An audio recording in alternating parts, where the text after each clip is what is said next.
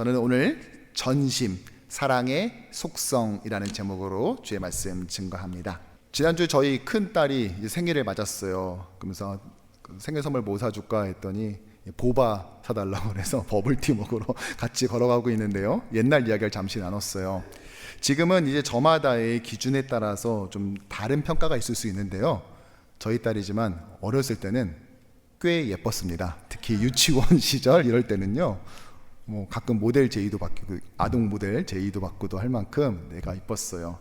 그 당시에 뭐 하나님이 말씀으로 무에서 유를 창조했다는 걸 못 믿겠거든. 내 큰딸을 봐라, 나한테서 저런 애가 나왔다. 하나님은 무에서 유를 창조하시는 하나님의 살아있는 증거 아니냐, 뭐 이렇게 말할 정도로 선생님 그때는 유치원 때는 굉장히 이뻤거든요. 근데 이 아이가 기독교 이제 유치원에 다녔어요. 5세 반, 6세 반, 7세 반이 샬롬 반, 이레 반, 니시 반 이랬거든요. 이제 7살쯤 되니까 니시 반이 되니까 아이들이 막 남자아이와 여자아이들이 뭐 서로 사귄다 뭐 이러면서 이런 말이 나오기 시작하더라고요. 제가 막 겁이 나는 거예요. 아마 딸이 있는 그 아빠는 다 아마 제 마음을 다 이해하실 겁니다. 그리고 저에게도 위기가 찾아왔어요. 어느 날 아이가 유치원을 갔다 왔는데 제가 물어봤죠. 아이나 너는 너 좋다는 남자애 없어? 그러니까 이때는 거예요. 와, 순간 얼마나 이게 지구가 흔들리는 것 같은 느낌인 건지 올 것이 왔구나라는 생각이 드는 거죠. 그래서 물어봤어요. 어떤 애인데?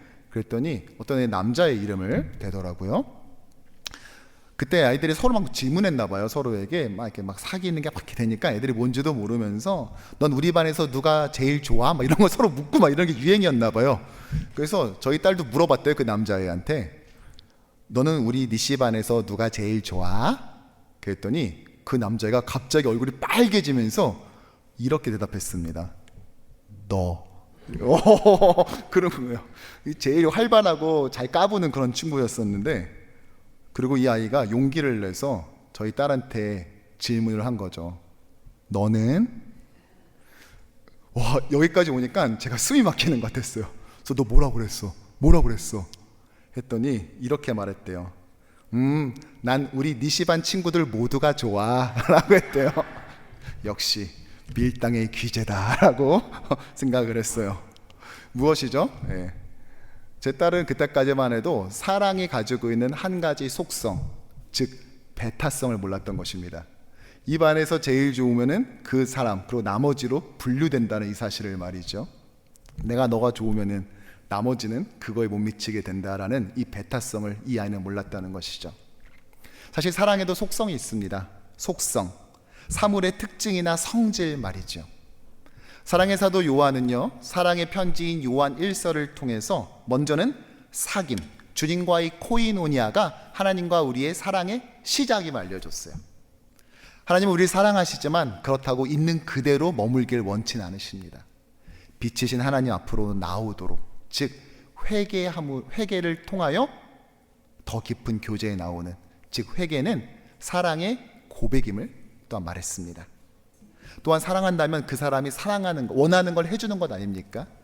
즉 말이 아닌 순종을 통해 사랑의 증거를 올려드려야 됨을 또 지난 시간에 살펴봤죠. 그리고 이어서 오늘 요한일서 2장에서 사도는 우리가 하나님께 무릇 올려드려야 될 그 사랑의 특징, 성질, 즉 사랑의 속성이 무엇인지를 말해주고 있는 것입니다. 이것을 잘 이해하지 못한다면 하나님을 사랑한다 말하지만 사실은 그렇지 않을 수 있다는 것이죠. 과연 하나님께 올려드려야 될 그 사랑의 특징은, 그 속성은 무엇일까요?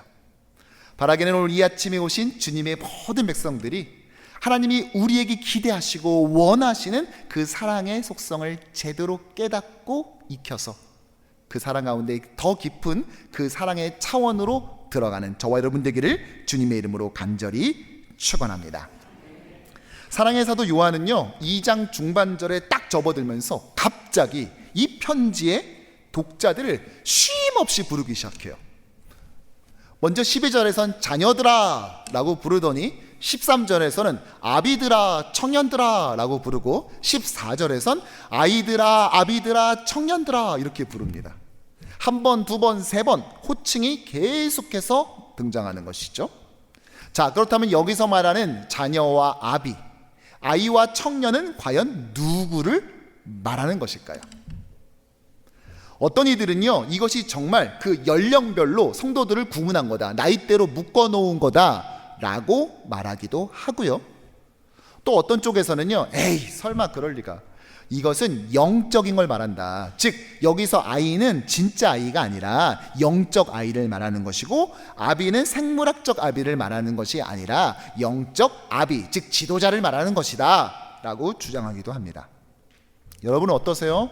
어떤 게 맞는 것 같아요? 각자가 나름의 근거는 없는 건 아니죠. 하지만 이 호칭은 아무리 봐도 모든 성도들을 그냥 통칭한 것으로 보는 것이 더 바람직해 보여요. 실제로 사도행전 2장에 보면은요, 오순절 성령 강림 후에 요엘서를 인용하는 장면이 있죠. 사도행전 2장 17절을 보면은 내가 내 영을 모든 육체에 부어주리니, 모든 육체, 즉 이 껍데기가 아니라 모든 사람들에게 부어주리니, 시작, 너희의 자녀들은 예언할 것이요 너희의 젊은이들은 환상을 보고 너희의 늙은이들은 꿈을 꾸리라. 아멘. 여기서도 진짜 자녀, 젊은이, 노인들을 말하는 것이 아니라 자녀 세대부터 노인에 이르기까지 모두가 성령을 받는다라는 말이잖아요. 한 가지 분명한 것은 오늘 요한 사도는 이 자녀, 아비, 청년, 아이라는 말을요, 꽤나 따뜻한 느낌으로 부르고 있다는 사실이에요.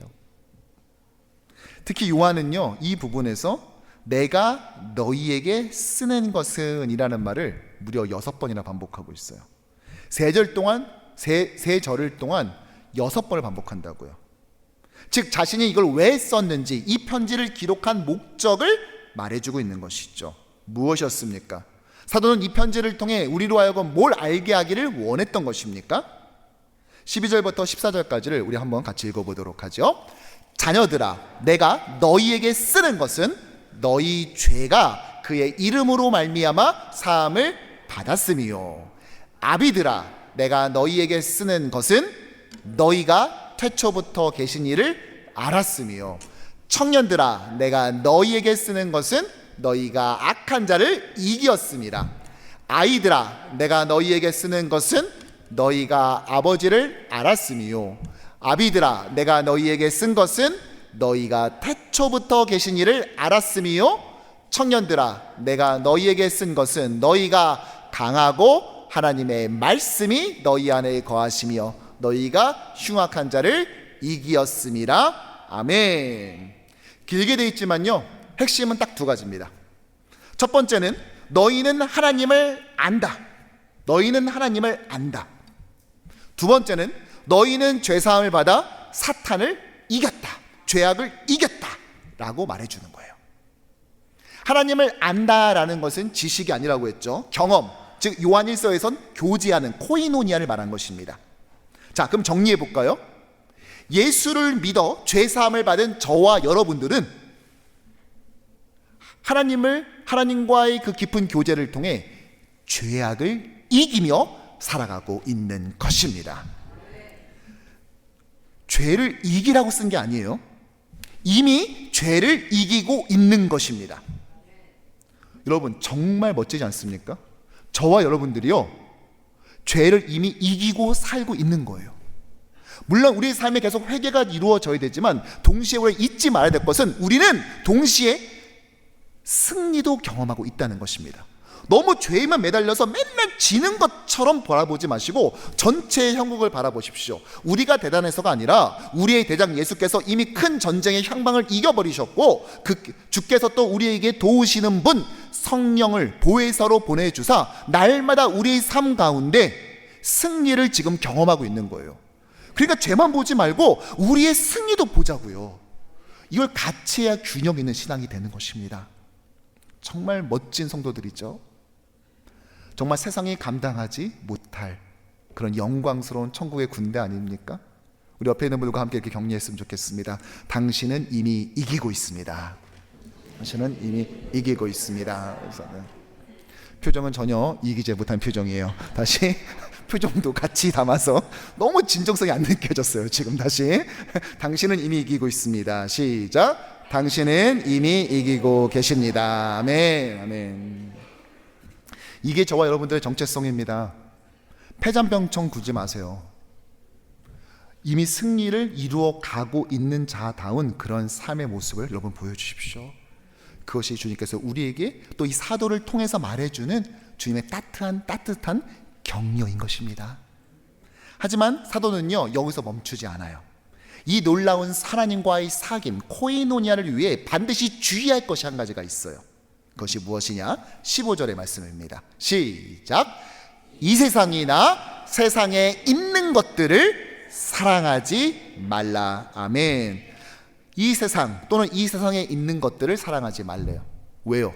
왜 사랑하지 말아야 되죠? 그 이유를 15절에서 이렇게 말하고 있습니다. 누구든지 세상을 사랑하면 아버지의 사랑이 그 안에 있지 않기 때문입니다. 즉 세상과 하나님을 동시에 사랑할 수 없기 때문이에요. 이게 성경이 말하는 사랑의 속성인 것입니다. 특징이에요. 사실 우리도 사랑을 말하고 세상도 사랑을 말하잖아요. 아니, 교회만 세상 사랑 말합니까? 세상에 나가보세요. 사랑으로 노래도 만들고 캠페인도 하고 광고도 붙이고 연설에도 항상 등장하지 않습니까? 사랑을 말하지 않는 사람이 세상에 어디 있습니까? 그런데 서로 가는 방향이 너무 다르지 않아요? 아니, 동성애 문제만 하더라도 우리는 참되신 하나님은 사랑이십니다. 하나님께서 이렇게 말씀하셨기 때문에 그것은 죄입니다. 잘못됐습니다. 근데 세상에서는요, 사랑을 말하면서 동성애를 지지해요. 같은 사랑을 말하는데 전혀 다른 방향으로 가잖아요. 이런 것이 어디 한두 개가 아니잖아요. 왜 이런 일이 벌어지죠?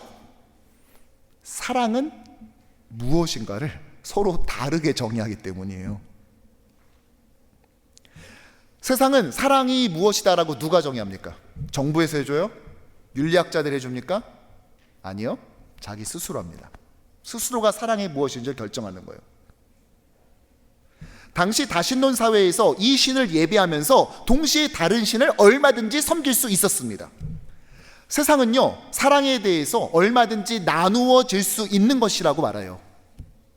하지만 우리는요, 사랑이 무엇인지 스스로 정의하지 않습니다. 목회자가 결정하는 거 아니에요, 이거.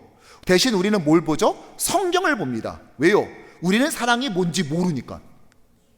그런데 요한일서 4장 16절처럼 하나님은 사랑이라. 사랑의 본체이신 하나님이 사랑 제일 잘할 거 아니에요. 그래서 그분이 뭐라고 하나라고 성경을 들여다봤더니요, 뭐라고 말해요? 세상과 하나님 둘 다 사랑할 수 없어. 예수님도 말씀하시죠. 하나님과 돈을 둘 다 사랑할 수는 없어. 세상을 사랑하면 하나님을 사랑하지 못하고 하나님을 사랑하면 세상과 그 안에 있는 것들을 사랑하지 않는 것입니다. 특별히 예수님은 하나님을 어떻게 사랑해야 된다고 말하고 있죠? 마태복음 22장 37절 시작. 예수께서 이르시되 내 마음을 다하고 목숨을 다하고 뜻을 다하여 주 너희 하나님을 사랑하라 하셨으니. 아멘. 마음, 목숨, 뜻 다해서 하나님을 사랑하래요. 제가 질문할게요. 이거 빼면 뭐가 남죠? 인간에게서 저 세 가지를 빼면 뭐가 남습니까? 아무것도 남지 않습니다. 따라서 저 말은 이렇게 정의할 수 있겠네요. 너 거 다 걸어서 사랑해. 하나님을 사랑하는데 너 거 다 걸어서 사랑해. 남김없이 사랑해. 우리가 세상을 사랑하지 못하는 이유가 뭔지 아세요? 내 사랑을 그분께 다 줘버렸기 때문에 나한테 남아있는 사랑이 없기 때문인 것입니다. 이게 우리가 하나님을 사랑하는 방식인 거예요. 그럼에도 불구하고 또 다른 틈이 있지 않을까, 또 다른 방법이 있지 않을까 노려보는 자들을 위해서 야고보 사도는 이렇게 경고하고 있어요. 야고보서 4장 4절을 함께 읽어보죠. 가늠한 여인들아, 세상과 벗된 것이 하나님과 원수됨을 알지 못하느냐? 그런즉 누구든지 계속 세상과 벗이 되고자 하는 자는 스스로 하나님과 원수되는 것이니라. 아멘. 한 절에 두 번이나 세상과 벗되는 것과 하나님의 원수되는 것을 강조하고 반복하고 있습니다. 뭐예요? 사랑의 배타성. 하나님을 사랑하면 세상을 사랑할 수 없어. 세상 사랑하면서 하나님 사랑한다 말할 수 없어 인 것입니다. 하지만 많은 이들이 이 둘을 동시에 사랑할 수 있는 것처럼 말하잖아요. 사랑 안에 있는 속성인 배타성을 무시하는 거죠. 그런 시도들도 하고 있습니다. 하지만 그것이 그럴듯해 보일 수 있을지언정 얼마나 무서운 파괴력을 가지고 있는지 우리가 주변에서 흔히 보지 않습니까? 오늘 행복한 식탁에도요, 결혼을 기념하고 또 최근에 결혼을 해서 감사해서 섬겨주시는데요, 결혼이라는 게 뭐예요? 내가 더 이상 딴 남자 보지 않겠습니다, 내가 이 여자만 보겠습니다, 뭐 이런 거 아니에요? 그런데 그럼에도 불구하고 이혼하게 되는 경우가 있죠. 근데 이혼의 주요 원인 중에 아직도 1, 2위를 다투는 것이 바로 배우자의 불륜이에요. 한 이혼 전문 변호사가 인터뷰를 하는 걸 제가 최근에 봤어요. 그런데 보면서 좀 놀랬습니다. 법정이나 이 소장에서 쓸 때 그 불륜을 저지른 그 귀책 사유가 있는 그 배우자에게서 자주 등장하는 멘트가 있대요. 무엇인가를 봤더니요, 본인이 불륜을 저질러 놓고는 불륜은 마치 교통사고와 같은 거 아니에요? 본인도 어쩔 수 없는 거잖아요, 이렇게 말한다는 거예요. 굉장히 많은 사람들이 본인이 잘못을 해놓고 이렇게 변명한다는 거죠. 우리 가끔 아내가 드라마를 보다가 막 갑자기 욕 비슷한 걸 할 때를 볼 때가 있지 않습니까? 언제예요? 막 치정극을 막 하는데 막 불륜을 저질러 놓고도 들켰는데 미안하다고 하지 않죠. 싹싹 빌어도 시원찮을 판에 뭐라고 그래요? 근데 살다 보면 그럴 수 있지, 나도 그러고 싶어서 그랬어? 사랑이 죄는 아니잖아, 뭐 이렇게 할 때 아내들이 갑자기 부글부글 하면서 막 리모컨을 집어 던지고 막. 그래서 불륜 드라마가 한번 왔다 가면은 TV 그 수리 소요가 막 증가하고 TV 판매량이 증가한다는 근거 없는 소문들이 있지 않습니까? 여러분, 이게 가능해요? 내가 그래도 저 여자는 내 마음의 30%밖에 안 주고 사랑했어. 근데 당신한테는 여전히 70%의 마음을 주고 사랑하고 있어. 무슨 말이야? 내 마음의 1등은 여전히 당신인 것이지.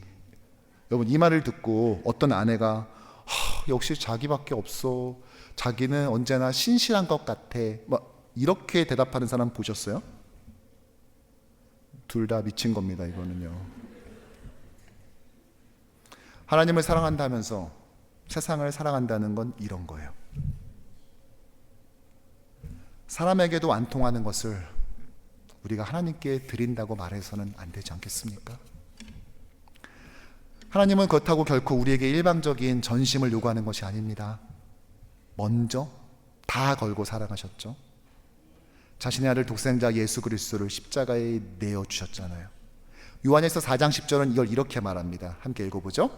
사랑은 여기 있으니 우리가 하나님을 사랑한 것이 아니요, 하나님이 우리를 사랑하사 우리 죄를 속하기 위하여 화목제물로 그 아들을 보내셨음이니라. 아멘. 하나님은 이렇게 먼저 전심으로 우리를 사랑하셨습니다. 그리고 우리에게 전심의 사랑을 요구하고 있는 것이죠. 그런데 나는 이 이상은 절대로 들으지 못한다, 선을 긋고 있다면 이건 정말 가슴 아픈 일 아니겠습니까? 우리의 하나님과의 더 깊은 교제의 차원을 방해하는 장애물이 아닌가요? 뭐죠? 사랑의 속성을 모르는 거예요. 아니, 알면서 부정하는 거예요. 사랑은 마음의 일부가 아닌 전부를 드리는 것이고, 나눠진 사랑은 더 이상 사랑이 아닌 것입니다. 전심만이 사랑이라 성경은 말하고 있는 거예요. 하지만 우리의 마음을 마귀는 끊임없이 노리고 유혹하고 있어요. 전심으로 하나님을 사랑하지 않도록 일부라도 세상의 것을 사랑하도록 하려는 시도들을 자행하는 것이죠. 그래서 사도 요한은요, 오늘 우리에게 그것들의, 마귀가 우리한테 유혹하는 것들의 정체를 이렇게 폭로합니다. 16절의 말씀을 읽죠. 이는 세상에 있는 모든 것이 육신의 정욕과 안목의 정욕과 이생의 자랑이니 다 아버지께로부터 온 것이 아니요 세상으로부터 온 것이라. 아멘. 아버지께로부터 온 것, 어서부터 온 것처럼 말했지만 사실은 문법적으로 보자면 아버지께 속한 것이 아니라 세상에 속한 것이다 라고 번역해야 됩니다. 유명한 본문이죠. 사실 요한이 제시한 육신의 정욕, 안목의 정욕, 이생의 자랑, 이것으로 요약되는 세상 사랑하기는 이미 에덴 동산에서부터 목격된 바예요. 창세기 3장에서 뱀과 하와의 대화를 볼까요? 먼저 첫 번째는 육신의 정욕이었죠. 하나님이 참으로 너희에게 동산의 모든 나무의 열매를 먹지 말라던? 이렇게 묻어요. 아니, 하나님은 하나 빼고 다 먹으라고 그랬더니 질문을 어떻게 바꿉니까? 정말 다 먹지 말라고 그랬어? 뭐 이렇게 나와요. 뭐예요? 창조주와 피조물의 경계로 놓아둔 그 하나마저도 가지고 싶어하는 육신의 정욕을 충동하는 겁니다. 충동질하는 거예요.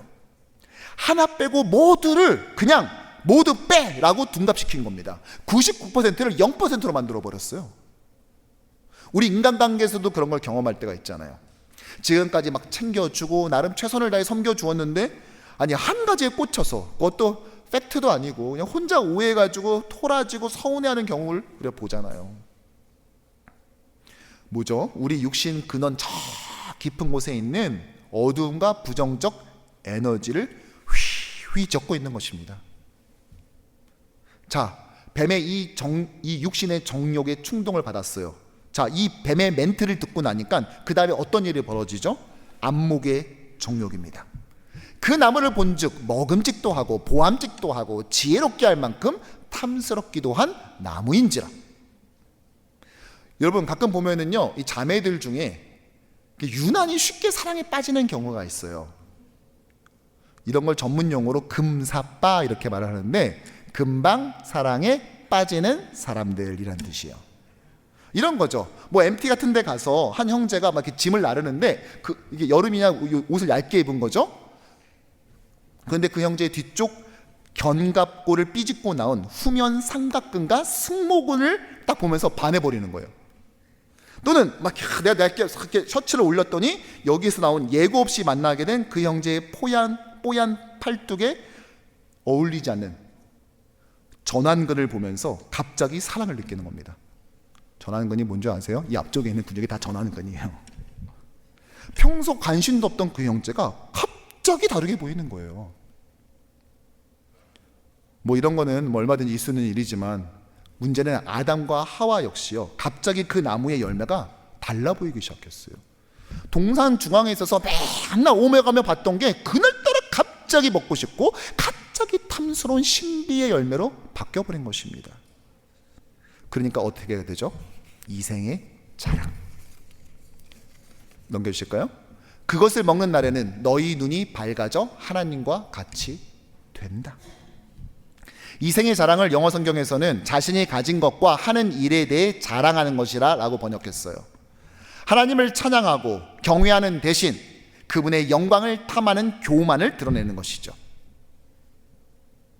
정리하자면 이미 주신 것보다 가지지 못한 한 가지를 욕망하는 육신의 정욕이 매일 보던 열매가 먹음직도 하고 탐스럽게 보이는 안목의 정욕으로 변질되더니, 그 안에 가만히 보니까 그걸 먹고 하나님처럼 되고 싶어하는 교만, 즉 이생의 자랑이 있었던 것입니다.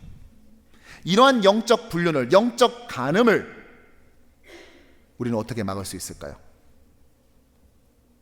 오늘 사도는요, 마지막 17절에서 이렇게 그 답을 우리에게 제시하고 있습니다. 함께 읽죠.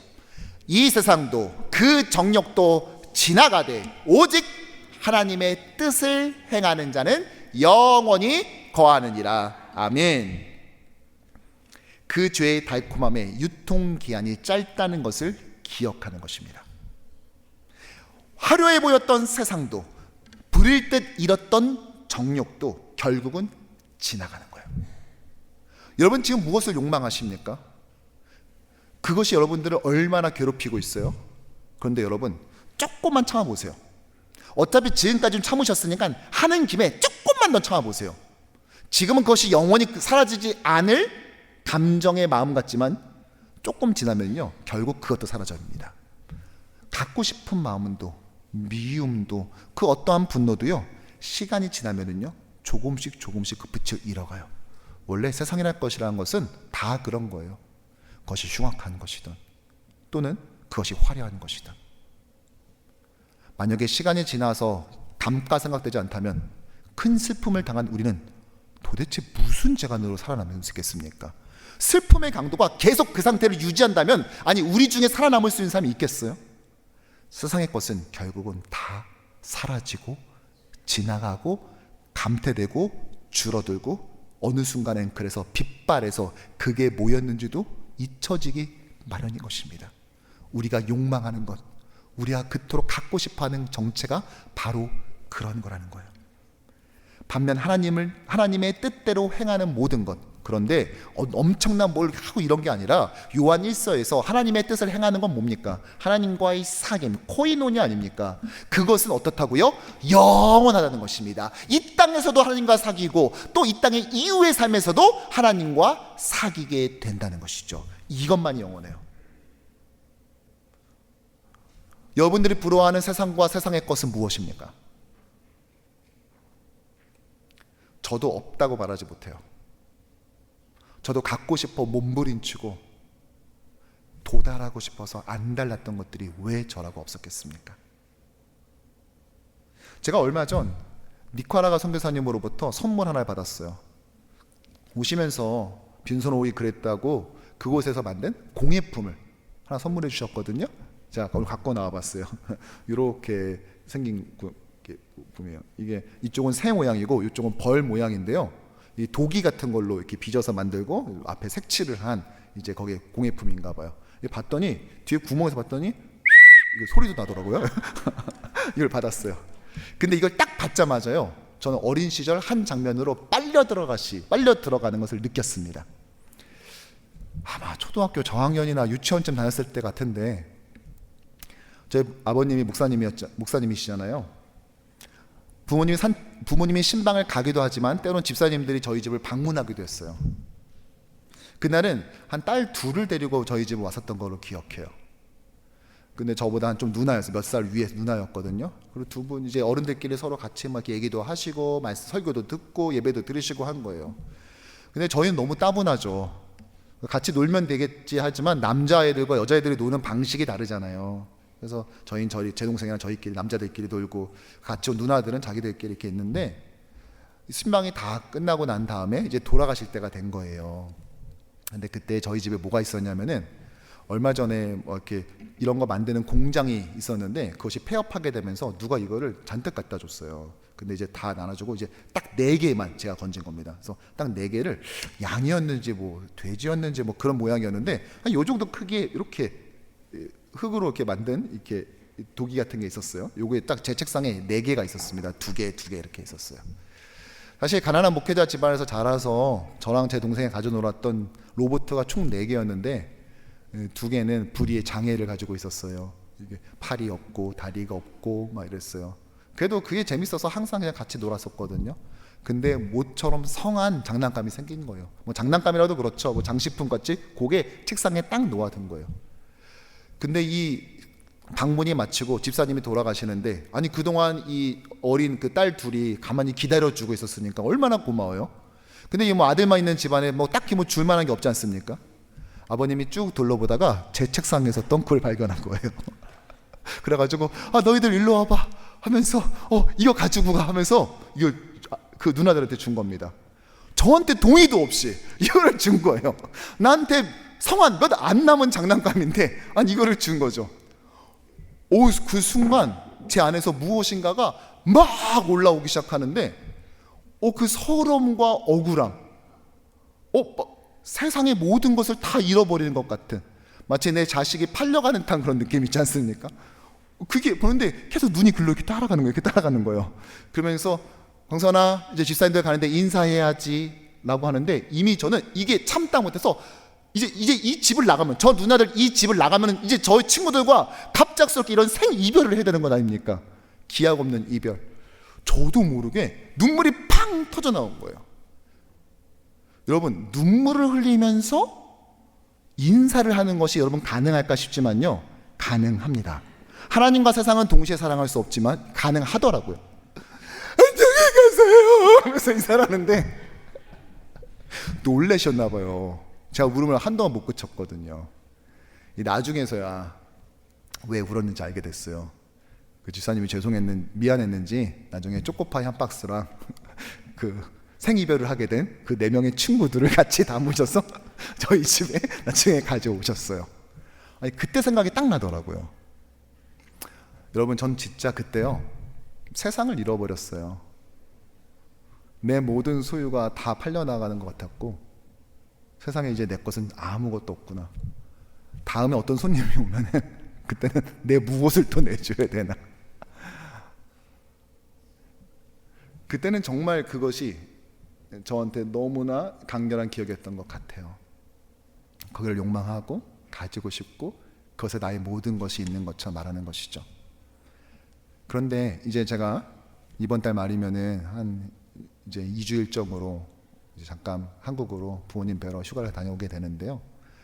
인천에 있는 저희 집에 그 남아 있을 거야? 있을까요 아직도? 아니요, 없어요. 그대로 2번인가 3번을 이사했는데요, 어디 갔는지도 몰라요. 제 집은 제가 챙겼는데 만약에 그게 그토록 소중했다면 제가 분명히 챙겼겠죠.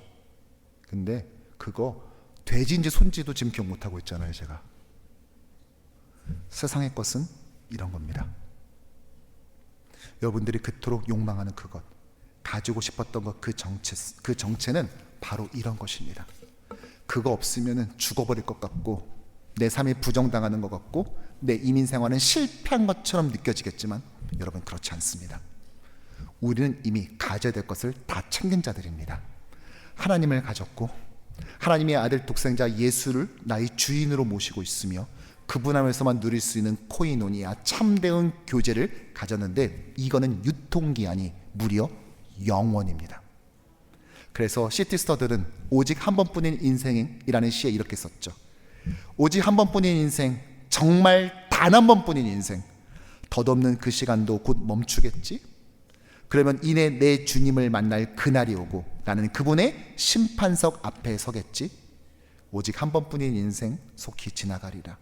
오직 그리스도를 위해 행한 것만 영원하리라.